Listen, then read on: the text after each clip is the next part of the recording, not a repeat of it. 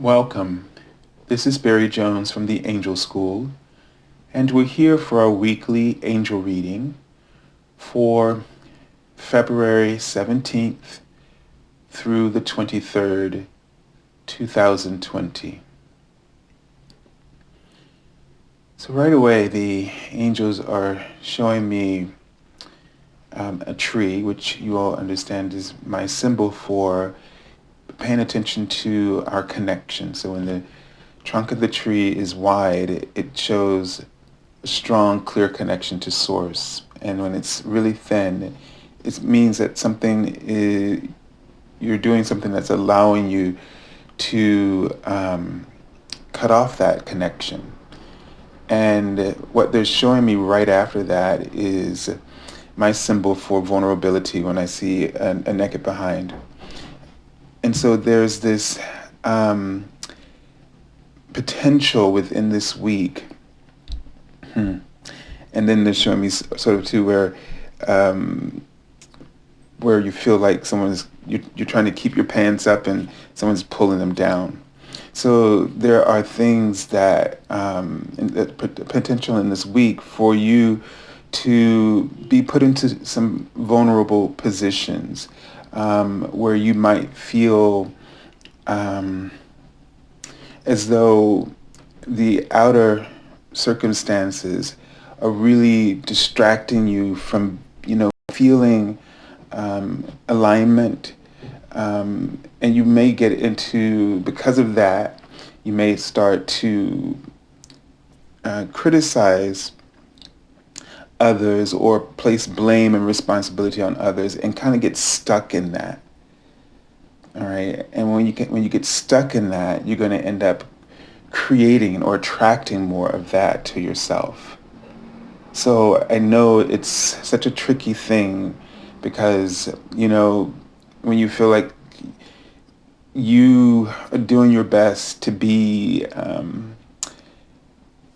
to create peace and harmony and balance, and then things kind of sort of get in your way and they obstruct that path of calm and serenity, and we become really easily frustrated and irritated by that.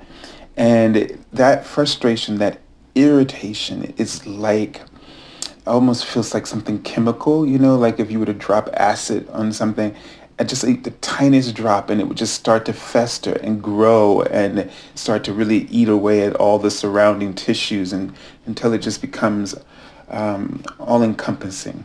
And so you really want to pay attention this week to irritation.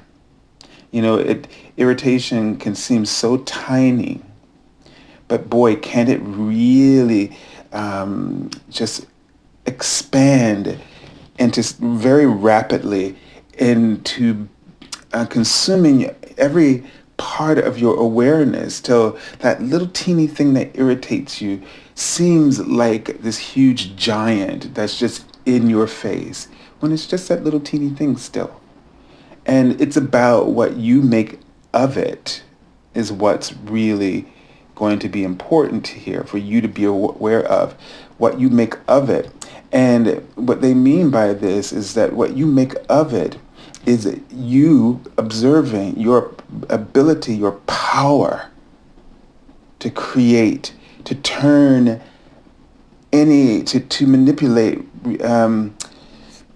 It's like illusions. We have this ability to manipulate reality and shape it into something based upon what we believe in that moment. And if you believe, all of a sudden, if you believe that little irritation is the cause for so much of what creates the errors in your life, then that thing will become that powerful because now you're going to find more and more and more evidence of it so that it becomes what you are believing. But if you believe that it's nothing, that it's not worth your energy, then it will fade away, and all things similar to it, everything similar to that sort of vibration of irritation will just dissipate, fall away, and you will restore your power, and you will enlighten your power as you now are able to transform irritations into something that is meaningless. You have the ability to transform anything into love. You have the ability to see through the eyes of love, compassion. So, this is something for us to really think about when things start to throw off our balance. And we start thinking about what's throwing off our balance, and that can be irritating and frustrating. And instead of going into your imagination and defining how you want this reality, this moment in your reality to be, what do you want it to be like? What do you want its outcome to be? And it's sort of like we have free will and we have choice, and we don't realize how powerful our choices, our ability to choose really is. And we don't also realize how many choices or options that we see in front of us. These are each a probable outcome. And each one of these probable outcomes have a reality, a life of their own. And although you may choose one, the others are still unfolding. Because this is what the universe means, is a grand gesture. Choice is a grand gesture. And what the universe does is always creates all the possibilities, all the probable outcomes that you might want to choose from, and they are kept active so that you can continue to choose and create infinite probable outcomes. And so this can be a little overwhelming if I go a little bit further into this, but the idea is that if all of these probable outcomes are being actualized by another probable you, then think very carefully and take this more seriously, what you are proposing through the different things that you do imagine, because sometimes we spend time imagining the worst outcomes because of our fears. And then this is then the support that you have. You have now you only are limiting yourself to just these outcomes, these realities, because you're feeding them. And this is why we can, long enough, spending too much energy into these negative outcomes, that we can eventually experience them. So it's very important for you to think about, is it worth allowing yourself to be irritated over something, anything? It doesn't even matter what it is. It doesn't matter how personal it feels to you, because your alignment, your serenity should be more personal to you, more important and personal to you. And this is, we pay prices for this. There are consequences, and I'm not trying to be gloomy about it, but just so that we understand that even one consequence could be just that you're just exhausted, stressed, or even more worried, or you feel less secure. These may not be realities that are physical, but these are probable outcomes that are emotional, that are real, because they're going to hang around with you and they're going to shape the way you see reality.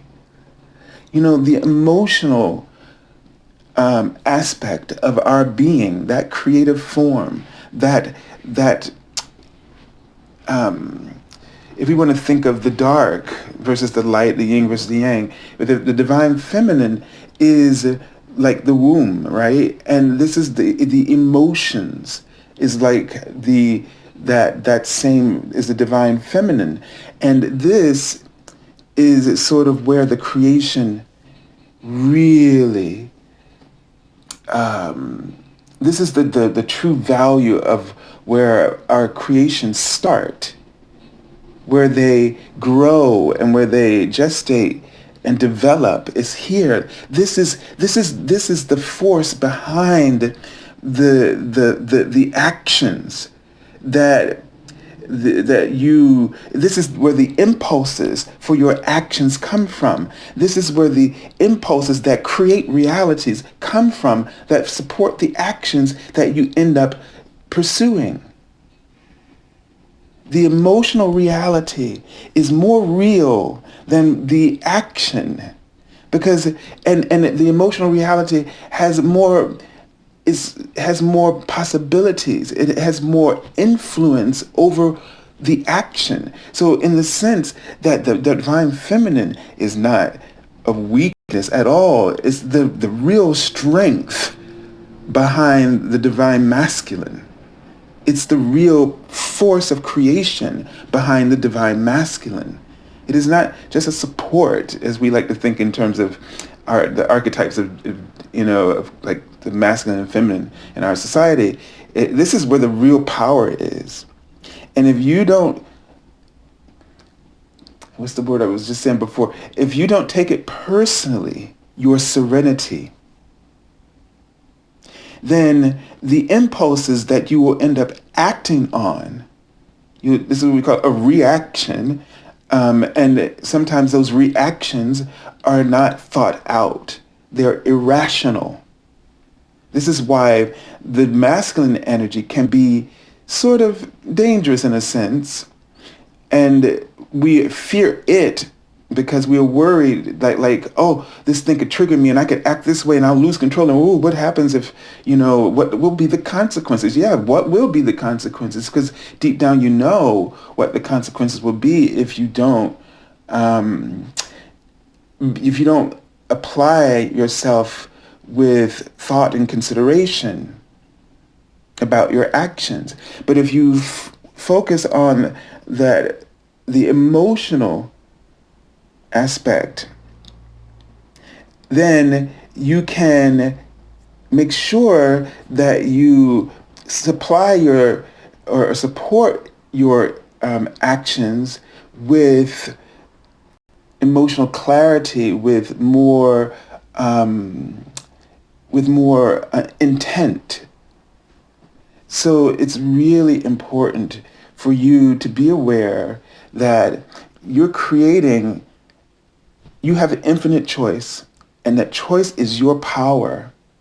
But you have to understand that before you can really want to really, correct your, because we focus so much on, what steps to take, what actions to take. And what we really should be focusing on is, how am I feeling? How do I want to feel? And to use the imagination when you start exploring your choices to really focus on probable outcomes as a way to sort of shape the emotional reality around it, and pay attention to what resonates with you in that emotional reality and what doesn't, and work within the imagination with the emotional content to find something that is balanced and whole and fulfilling for you. So, something irritates you. Before you make that choice and react, think about what outcome you want.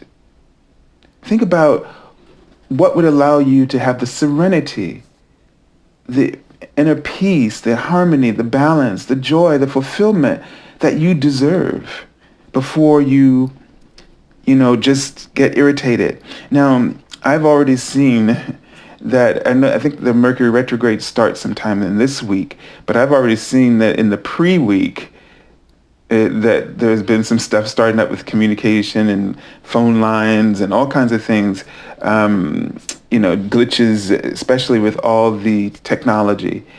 And so it was already starting to irritate. Just to, be sort of disclose and be sort of give you an example. I had a package that got lost, and it was a deck called the Byzantine Tarot it's out of print, out of stock.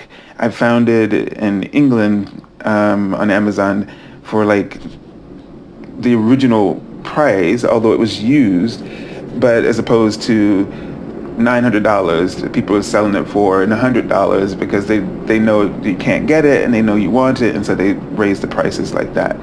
And it fell through, and I spent all day. Well, I spent yesterday and the day before that and the week before that for a few hours, just really being irritated by this whole outcome.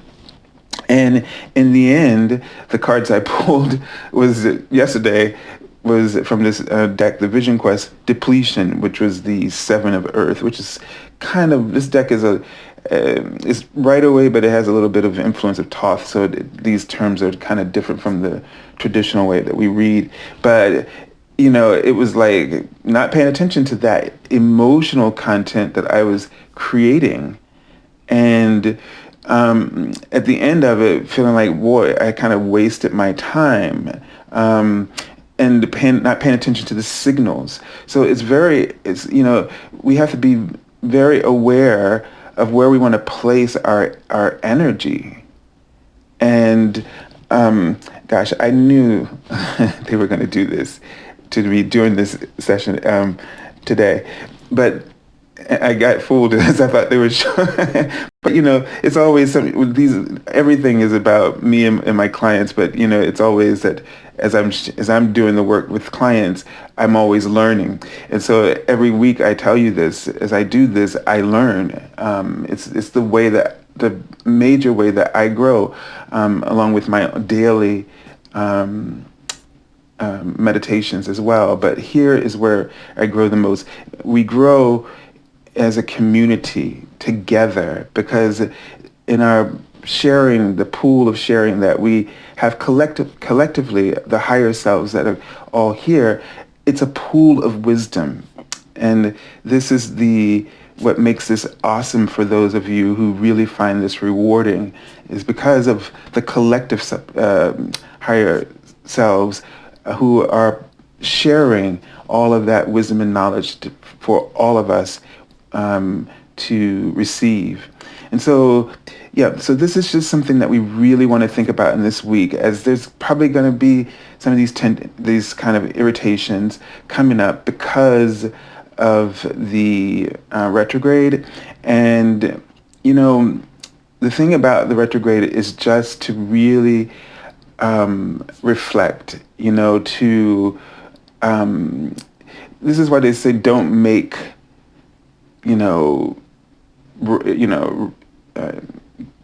just snappy decisions during this period of time, to take some time to review things, evaluate things within yourself. It's interesting that I was pulling a lot of cards with the seven, because in numerology, that's what it's kind of about. In the tarot, it's about all the sevens are about the time for discovery, evaluation, to just reflect. And so this is something that we will, so think of the Mercury retrograde as just being mindful. It's a period of mindfulness. And that is something that we need as we just keep pushing through sometimes and not taking the time to honor the choices that we have and what that really means to us. It's a gift to have choice. It's our free will, and it's at the heart of our human character. It's just set right in the core of our being, of our humanity, and we really need not take it for granted. And I think that's what this time period of retrogrades are for us to not take our free will for granted, And we can see on the world stage how that's been playing out, that we've been taking our free will for granted through our elections and so forth, and the consequences of that. And so we are spending a lot of time blaming the people who are in the positions that we don't want them to be there. But this, and you may say, well, I didn't, but it doesn't matter if you didn't, because somehow it's about the collective, and we are oneness. And if there is some reason that we share the responsibility of our world and how it's functioning together, and each of us is called in different ways, not the same way. So I'm not blaming anyone. Anyone should feel responsible in the sense, but we all have our own unique way in which we are to participate and show up, and that part of what you're to offer helps to honor, the integrity of each other collectively. So if that makes a little bit of sense, but we all are supposed to show up in our own way, and when we do that, adds up to a collective choice that is truly powerful and moving us in a direction of that stream of oneness, because we are all attuned to that stream of oneness. And no matter how people sort of appear to us and outwardly, they're all still, and despite that people seem to be moving very much against that stream of oneness, they are aware of it. And that is what matters in terms of us understanding that everybody is a part of the stream of oneness. Think about, there are things that you do that you think that have no major impact on everyone else. And from our human perspective, it doesn't. But from the oneness perspective, it does. And when you were doing things like yesterday, for me, that I knew as I was going through it, because I was feeling god awful to the point of exhaustion physically, but I kept going against that stream of oneness. And so the thing is, nobody escapes this clarity. We just choose to ignore it, but no one escapes it. So if what is powerful is if we are all doing our best, because that's all we can do, right? Because we are complex with this humanity and our spirituality being, and trying to always reconcile them as one. But as long as we do our best to follow that stream of oneness consciousness, then we are all doing our part in that collective choice. Because all of those, every time something is in alignment, every time everything's going in the flow of that oneness, that creates a greater surge of that flow throughout the collectiveness, throughout the collective consciousness of each of us. It becomes stronger. And so, therefore, the resistance that we feel so acutely in these recent years is because more and more people are awakening. And they are recognizing that they are moving in an adverse direction against the flow of this oneness stream. And so, yes, it seems like things are getting worse, and it seems like it's really, really off. But the awareness level, we're all getting caught up in the drama playing out before us, but we're not paying attention to the spiritual perspective that's saying that all of that is good. It is still perfect, because this means that we are collectively, there are more of us awakening. And as they're awakening, they are upset, because they realize that they're not going with the flow of oneness, and that the collective of humanity is not going with the flow of oneness. And once they get past all of that, and then they start activating and coming up with getting insights about how to participate in supporting the flow of oneness, then we will reach that place where we make on a collective level what appears to be better decisions. But even in the getting there, everyone is still making better decisions, because if the decision is to recognize that I was asleep and now I need to be awake, that is a choice. And we all need to be compassionate for people where they are within this spectrum of oneness consciousness, because every one of them and every one of us, all of us, are a part of that oneness consciousness. None of us is exempt, no matter how we are acting in how we're projecting, what we're projecting to in this physical reality. Isn't this beautiful? All right, so let's deep dive and see where the angels are pointing us, and the clarity that the archangels are bringing forth. And Archangel Metatron, so chakra clearing. And I feel like that's, in a nutshell, what he's just been trying to get through here is that the clearing is happening. It's chaos, but think about it when you ever hand wash something, like, somebody got something in the mud and everybody's playing. And as you're washing with your hands and you're, scrubbing, and the water doesn't get clear when you throw all the dirty laundry into the bucket, it gets muddy.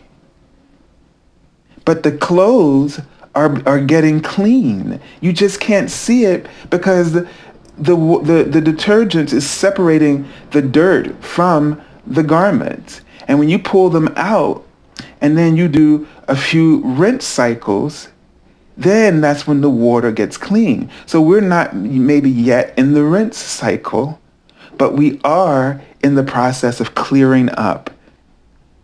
Okay?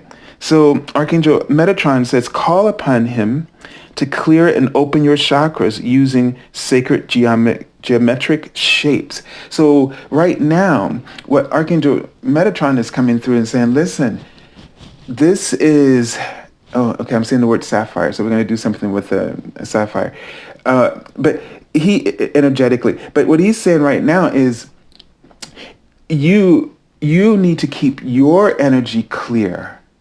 If you're aware that you are not in the oneness, that you're not going in the flow of the oneness consciousness, and you're aware that others are not as well, then you're ready to put yourself in the rinse cycle. So that means you noticing this and not taking it personally.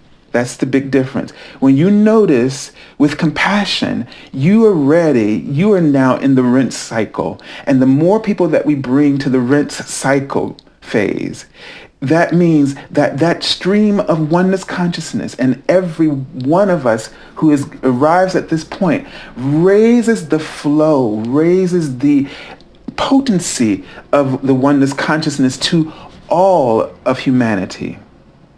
This is how we pull each other up, out into the rinse cycle and beyond. So call upon him to clear your chakras with his geometric shape. He has that you can see it right above. It's not the complete, but when you call upon him, you can ask him to clear.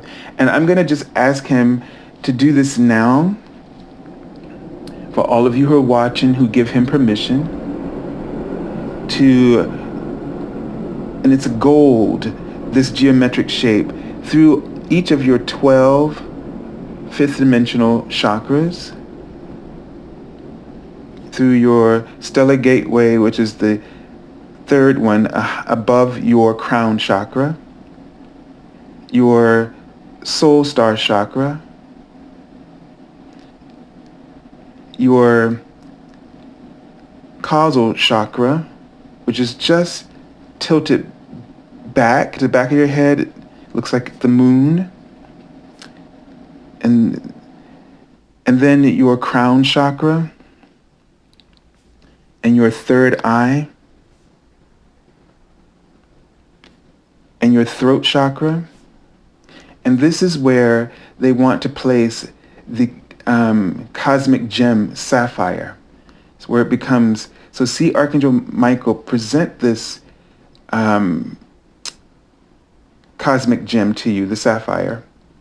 And then he's going to transmute it into a pale sapphire so that it has that higher frequency. And then he's going to place that in your throat chakra. And then we're going to go to the solar plexus chakra, your navel chakra, and your sacral chakra. So the navel and sacral chakra used to be one in the three-dimensional chakras, but they separate for the fifth dimension. And then your base chakra, and then your earth star chakra.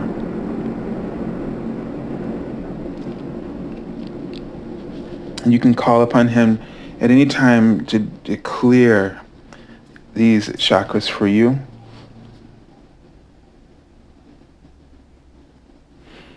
Okay, so while that's continuing, and just keep breathing, you may feel some heat, and just think of it as the cycle of clearing is just maybe a little bit more tense, but that's good. You're getting a really deep cleanse.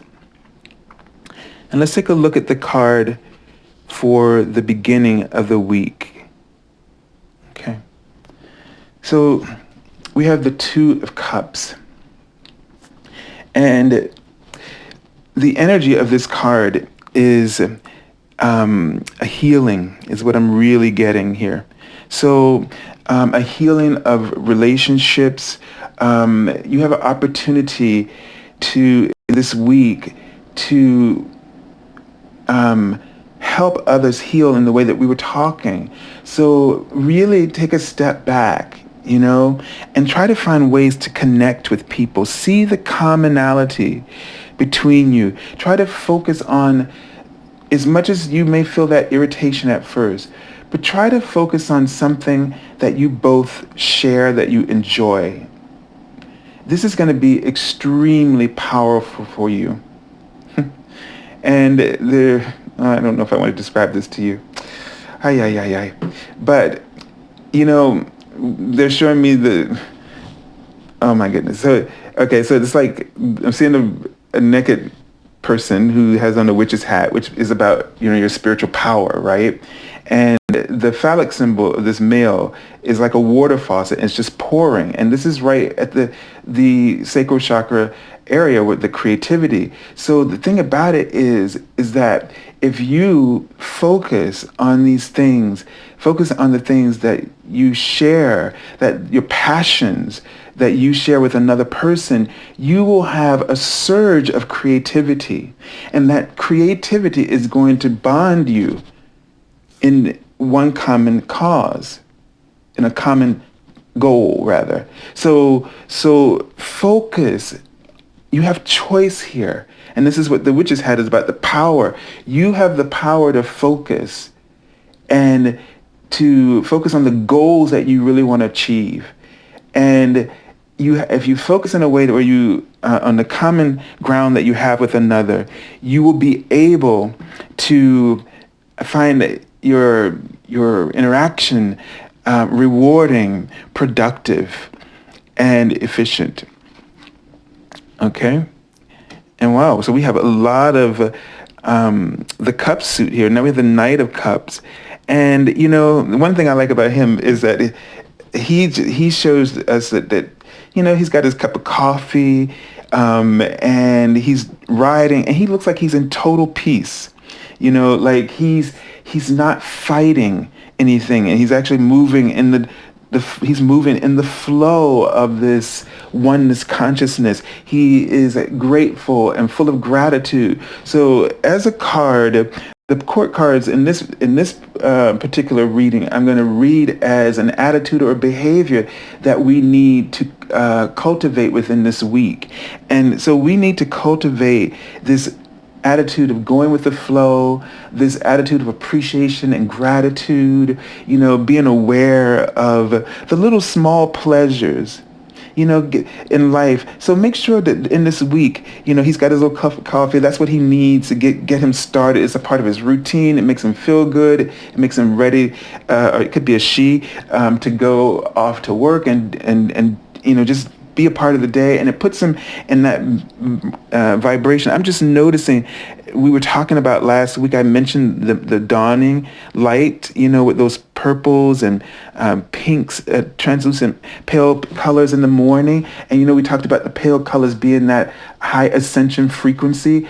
And, if you have a chance to get up that early to, meditate and receive those downloads from the higher consciousness to just carry you through the day.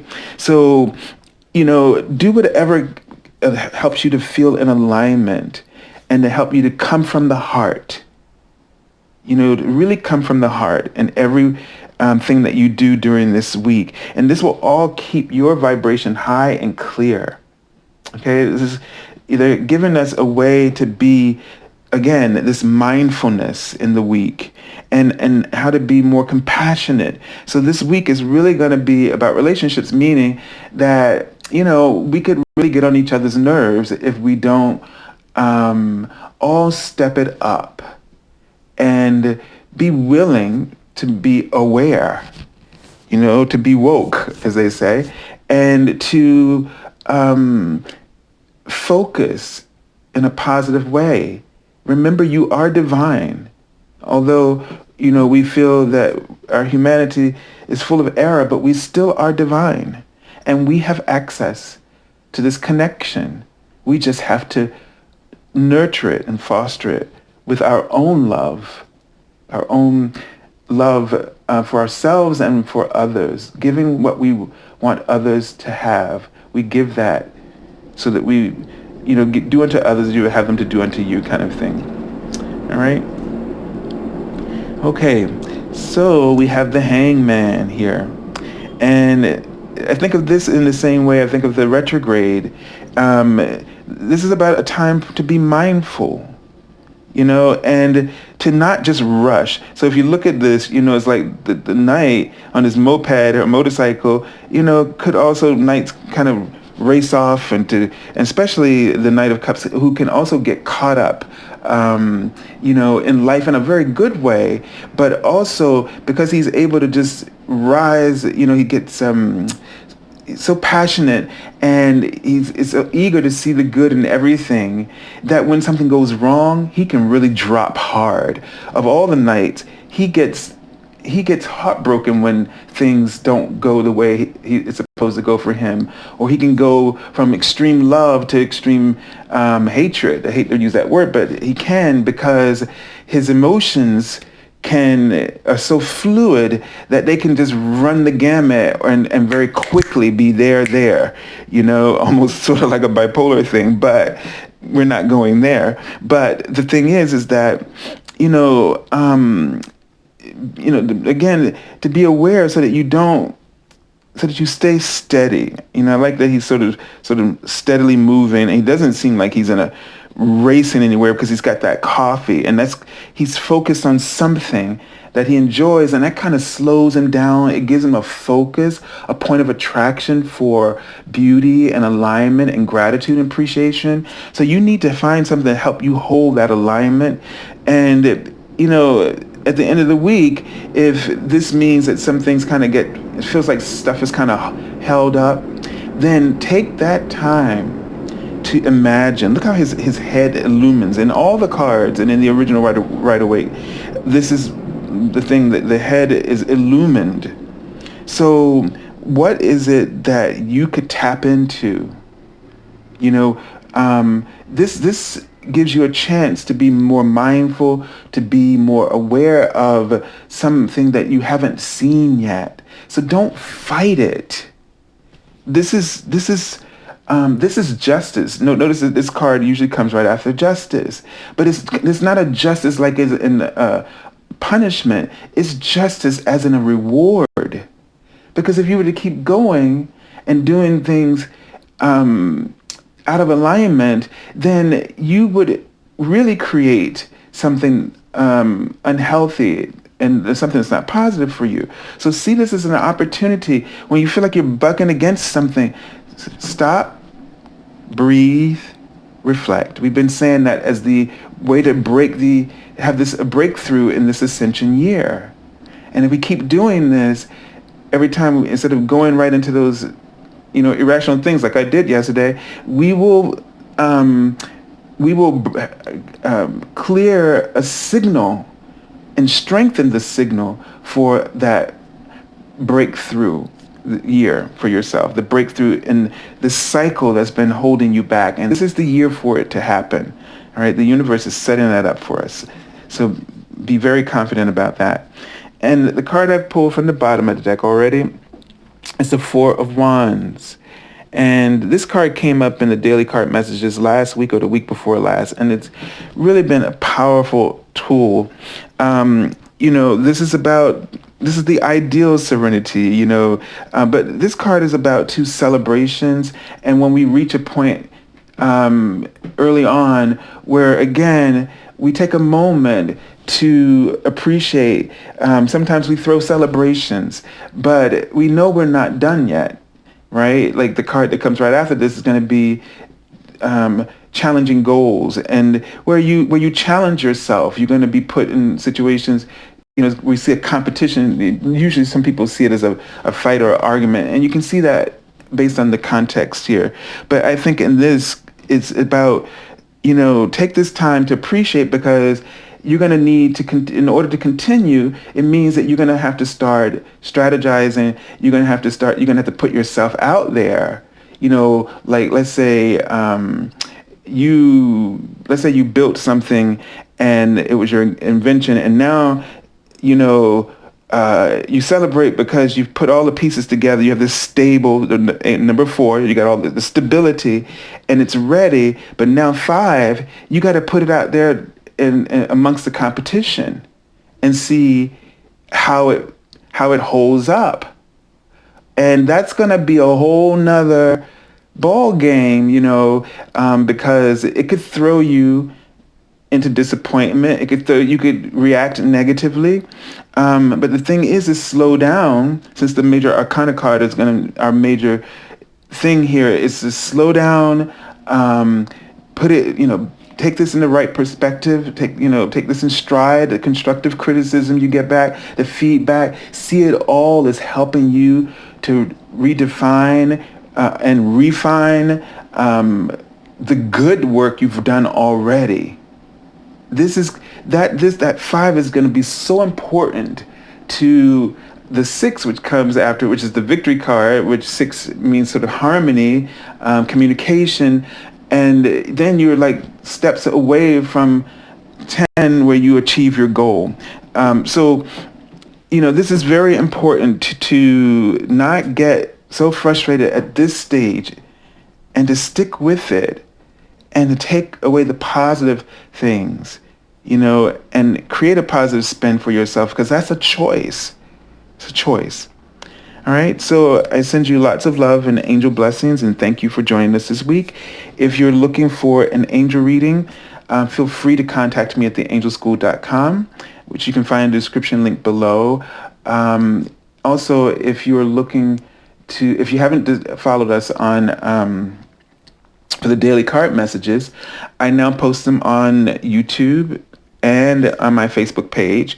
So if you subscribe and you like my page, you'll probably be able to, they'll come up in your feed. So make sure you subscribe, push that bell button so you get all the notifications, and to share and like the page, so that it helps this channel, and as well it will make you aware of when I'm posting things. If you didn't get a chance to see the Valentine's Day post that I posted this week, please go there and check on my channel, on my YouTube page for that.